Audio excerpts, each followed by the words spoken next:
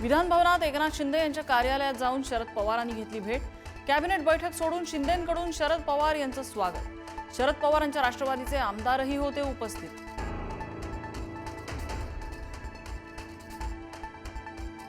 Dance bar सुधारणा विधेयक विधानसभेत मंजूर। डान्स बार परवाना प्रक्रियेत होणार मोठे बदल।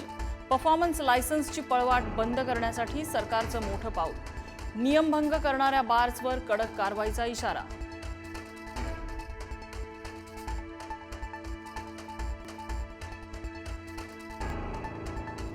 ज्यांना कुत्र विचारत नाही ते शिव्या देत आहेत। मिसिंग लिंकवरून टीका करणाऱ्या विरोधकांना मुख्यमंत्र्यांचं प्रत्युत्तर।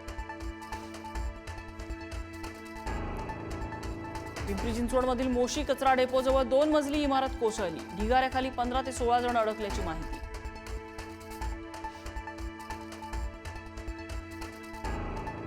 साताऱ्यात अतिवृष्टीचा इशारा। वाई, खंडाळा, महाबळेश्वरमधील पर्यटन स्थळांना 10 जुलैपर्यंत बंदी।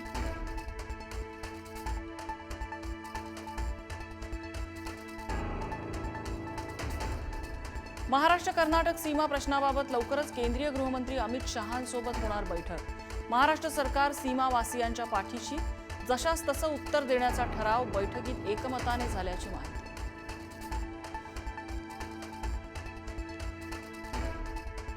नाशिकमध्ये पावसाचा जोर कमी झाल्यानं गोदावरीची पाणी पातळी घटली। सकाळी दुतोंड्या मारुतीच्या कमरेपर्यंत असलेलं पाणी संध्याकाळी मारुतीच्या पायापर्यंत।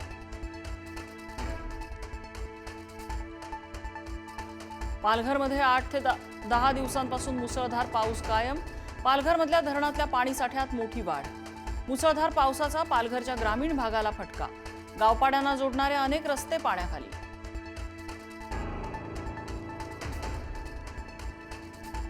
खडकवासला धरणातून 27,200 क्युसेक वेगाने विसर्ग सुरू।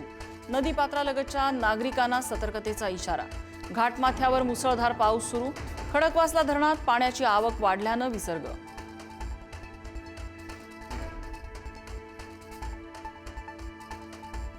पुण्यातल्या एकता नगरमधल्या द्वारका सोसायटीच्या पार्किंगमध्ये शिरलं पावसाचं पाणी।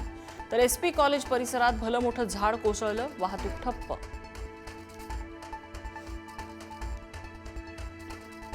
रायगडच्या रोह्यात कुंडलिका नदी पुन्हा धोक्याच्या पातळीवरून। दोन्ही बाजूची वाहतूक सध्या तरी बंद। सुट्टीची माहिती नसल्यामुळे विद्यार्थी आणि कामगारांचे हाल।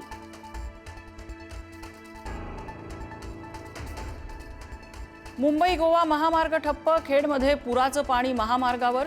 कोकणातील मुसळधार पावसाचा मुंबई गोवा महामार्गाला फटका।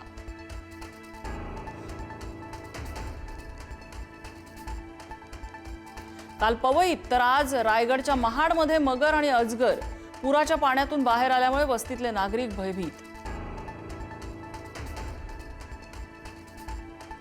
इराणसोबतचा युद्धबंदी करार रद्द। अमेरिकेचे राष्ट्राध्यक्ष डोनाल्ड ट्रम्प यांची घोषणा। खामेनींवर अत्यसंस्कार सुरू असतानाच अमेरिकेचा इराणवर पुन्हा भीषण हवाई हल्ला।